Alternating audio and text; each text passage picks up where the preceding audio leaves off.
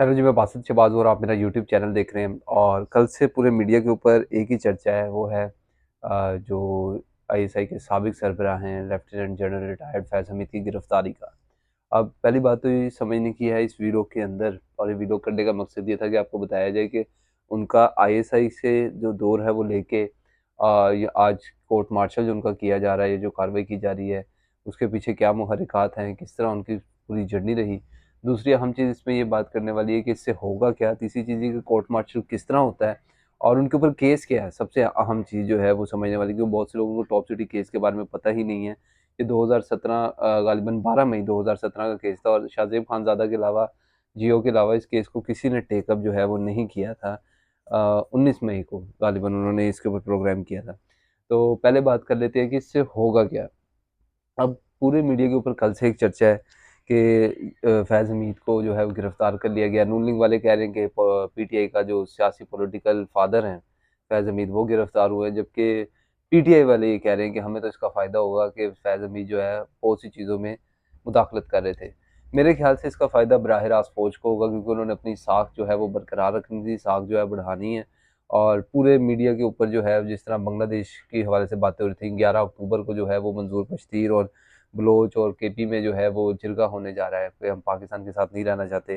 तो आर्मी के खिलाफ बहुत सी आवाज़ें उठ रही थी, जिसके बाद जो है वो ये कार्रवाई करना ज़रूरी थी, और लोगों के अंदर ये एहसास पैदा करना या उनको ये बावर करवाना, या उनको सिर्फ एक इमेजिनेशन में रखना कि आप पाकिस्तान आर्मी जो है वो कार्रवाई करती है। नहीं तो ये केस तो 2017 में हुआ था, और 2019 में गालिबन ये उस वक्त सुप्रीम कोर्ट में भी गया था, और उसके बाद जो है इस केस को टेकअप जो है वो चीफ जस्टिस काजी फायद ईसा ने आके किया, और उसके बाद तमाम चीज़ें। अब सोचने की बात है, अगर पाक फौज ने अपना इमेज बेहतर ना करना हो, एजेंसियों ने अपना इमेज बेहतर ना करना हो, तो उसमें क्या मुहर्रिकात हो सकते हैं, क्या वजह हो सकती है इसके पीछे। पहली बात तो ये, जब ये गिरफ्तार हुए तो तमाम मीडिया चैनल्स पे जो 8 बजे की स्लॉट है प्राइम टाइम प्रोग्राम्स की, वहाँ पे फैसल वाडा साहब बैठ के जो है, जो खुद फौज के तर्जुमान आने वाले वक्त के शेख रशीद हैं, वो बार बार बैठ के फैसल वाडा आर्मी चीफ की तारीफ कर रहे थे, आर्मी चीफ की तारीफ कर रहे थे कि जी आर्मी चीफ ने बड़ा अच्छा फैसला लिया है, बड़ा अच्छा फैसला लिया। अगर अच्छा फैसला ही लेना था, पाकिस्तान आर्मी में इतनी अकाउंटेबिलिटी, जब वो DGISI थे तब क्यों नहीं उनको जो है गिरफ्तार किया गया और तहकीकात की गई। उन्होंने किया तो इस तमाम चीज़ें जो थी वो तब थी।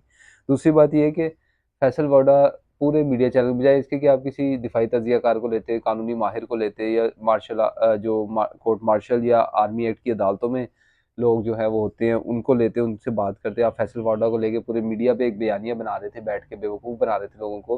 पाकिस्तान आर्मी ने जो है वो एहतसाब का अमल शुरू कर दिया। दूसरी तरफ अगर इतना ही इदारों में आपस में इत्तफाक है, सुप्रीम कोर्ट के जजेस में और पाकिस्तान के इस्टेब्लिशमेंट में, तो मुझे ये बता दें कि इस मुल्क में 4 मार्शल लॉ लगे। मुशर्रफ को इसी मुल्क की अदालत ने कहा था कि जब वो वापस आए तो उनको जो है वो कब्र से निकाल के जो है वो लटकाया जाए इस्लामाबादी चौक के अंदर।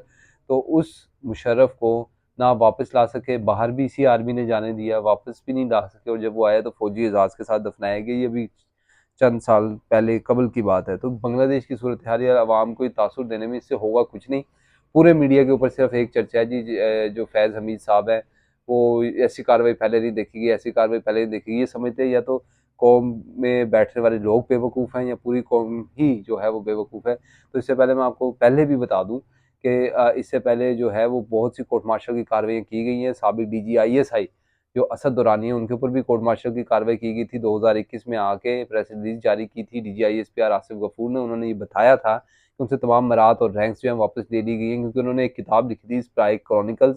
इंडियन जो AS दल्लत हैं, रो इंटेलिजेंस जो इंडिया की है, उसके चीफ जो हैं रहे थे सरबरा, उनके साथ मिलकर तो उन्होंने कहा था कि पाकिस्तान में और पाकिस्तान की आर्मी के कोड ऑफ कंडक्ट के खिलाफ जाके उन्होंने जो है वो बातें शुरू की हैं। अच्छा, ये फैज़ हमीद वाला जो केस है ये अब का नहीं है। इससे पहले नया दौर जो रज़ा रूमी की वेबसाइट है, उसके ऊपर गालिबन 1 से 2 साल कबल मैंने ये आर्टिकल पढ़ा था, जिसमें रमेश सिंह अरोड़ा का भी ज़िक्र था, और जो कंवर मुइज़ अहमद हैं, जो टॉप सिटी के मालिक हैं, उनके घर पे की हुई कार्रवाई का भी ज़िक्र था।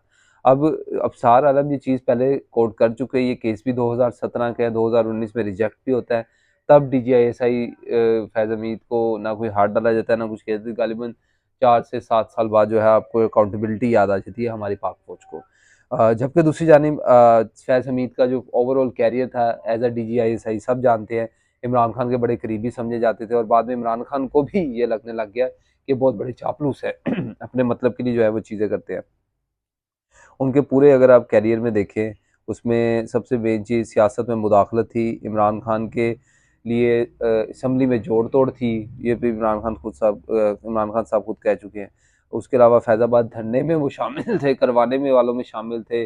धड़ल तख्ता जो है वो नवाज शरीफ की हुकूमत का पलटने वालों में शामिल थे। ये चीज़ें भी नवाज शरीफ भी कह चुके हैं। जबकि अफगानिस्तान में हुकूमत लाने और अफगानिस्तान में पाकिस्तानियों के लिए मजीद नफरत जो बढ़ी है, वो हमारे फैज़ हमीद साहब के जो है वो करामात है। अफगानिस्तान जा जाके अफगानिस्तान में तालिबान की हुकूमत के क़याम में उनका हिस्सा था। भत्ताखोरी और कब्ज़ा जैसे भी इल्ज़ामात इनके भाई नजफ़ जो है हमीद और जो साबिक़ DGI हैं उन पर लगते रहे। इसके अलावा सदीक जान का वीलॉग है, आप वो जाके देख लें, उन्होंने रिसेंटली दिया। उसमें उन्होंने बताया कि कैसे फैज़ हमीद ने उनको पेशकश की पैसों की, मीडिया मैनेजमेंट, जस्टिस काजी फ़ाइज़ ईसा के ऊपर केस हो, या जितनी चीज़ें हो इमरान खान के दौर के अंदर, काजी फ़ाइज़ ईसा को इमरान खान ने खुली छूट दे रखी थी, क्योंकि इमरान खान के अपने मफादात भी थे। अब आगे बढ़ते हैं, टॉप सिटी जो केस है उस हवाले से बात कर लेते हैं कि टॉप सिटी केस असल में है क्या। इस्लामाबाद में एक सोसाइटी काटी गई थी जिसका नाम टॉप सिटी हाउसिंग सोसाइटी रखा गया था, जिसके मालिक थे कंवर मोइज़ अहमद खान, जो मैं पहले बता चुका हूँ। नवंबर 2023 में सुप्रीम कोर्ट में उन्होंने दरख्वास्त दायर की थी, जिसमें सॉरी, फैज़ हमीद पर इख्तियारात के गलत इस्तेमाल का इल्ज़ाम आयद किया था।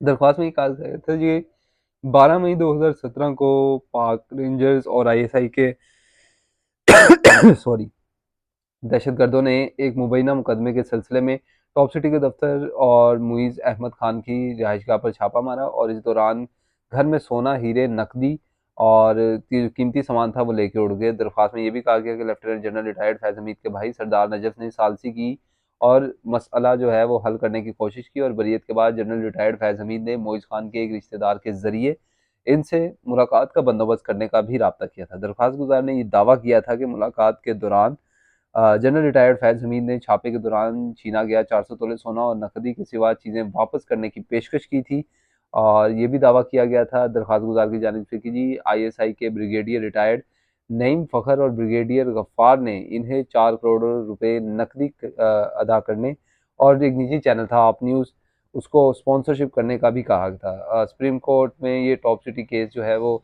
सुने बगैर 1 पेज वाले चीफ जस्टिस जो थे साकिब निसार साहब, उन्होंने रद्द कर दिया था।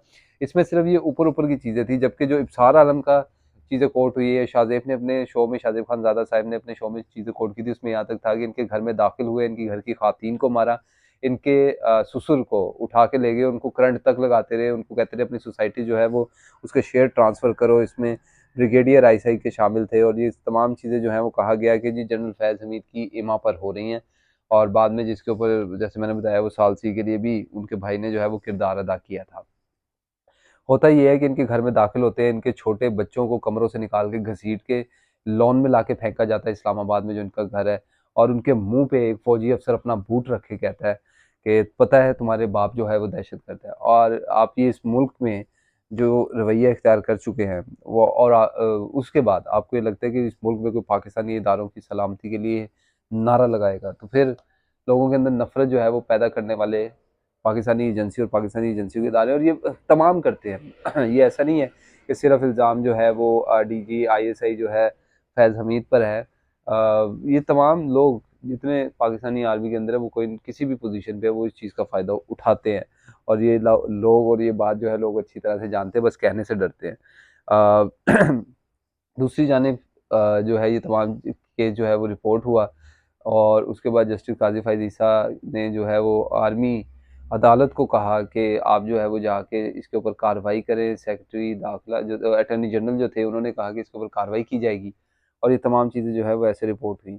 अब आखिर में थोड़ा सा देख लेते हैं कि फील्ड मार्शल का अमल जो है वो कैसे होता है। पाकिस्तान में किसी भी जो आर्मी का रैंक का ऑफिसर है उसका फील्ड मार्शल कैसे होता है, क्योंकि कभी भी इनके केस सिविलियन अदालतों में जाते नहीं हैं। अल्लाह अल्लाह करके वो एक मुशर्रफ का केस चला गया और उसके ऊपर सज़ा भी हो गई थी उनको, लेकिन फिर क्या हुआ ये सबने देखा।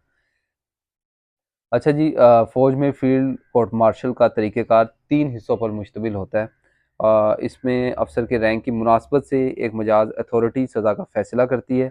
इस अमल में सबसे पहले किसी भी हाज़र सर्विस या रिटायर्ड अफसर के खिलाफ कोर्ट ऑफ इंक्वायरी होती है। सबसे पहले कोर्ट ऑफ इंक्वायरी होती है, यानी कोर्ट में जाके इस चीज़ को एड्रेस किया जाता है कि इनके खिलाफ जो है वो इंक्वायरी बिठाई जा रही है इन चीज़ों के ऊपर, और पैनल की जो है वो डिस्कशन होती है। दूसरी हिस्से में जो है वो समरी ऑफ एविडेंस रिकॉर्ड की जाती है, यानी उस हवाले से एविडेंस हो जिसको हम जिरा कहते हैं, जिरा होती है। और अगर सबूत और शवाहिद मौजूद हों और जुर्म साबित हो जाए तो फील्ड जनरल कोर्ट मार्शल किया जाता है। ये जुर्म की नौयत बहुत मुनहसर होती है कि अफसर को क्या सज़ा दी जाएगी, और सज़ाओं में रैंक वापस लेना, सहूलत वगैरह की वापसी के अलावा कैद बामुशक्कत और मौत तक की सज़ा भी जो होती है, जो गालिबन हुई नहीं है पाकिस्तान में, क्योंकि पाकिस्तान आर्मी बड़े पेटी भाइयों के जो हैं वो क्लोज रहते हैं और उनको किसी किस्म का नुकसान नहीं आने देते। खैर, ओवरऑल वीलॉग करने का मकसद ये था, ओवरऑल बात करने का मकसद है, इससे कुछ हासिल नहीं होगा। मैक्सिमम मैक्सिमम एक प्रेस रिलीज जो है वो जारी कर दी जाएगी, किसी को पता नहीं होगी क्या क्या कार्रवाई की गई है और क्या कार्रवाई नहीं की गई है। सिर्फ गुड कॉप और बैड कॉप का खेल है जो जारी रहेगा। Thank you.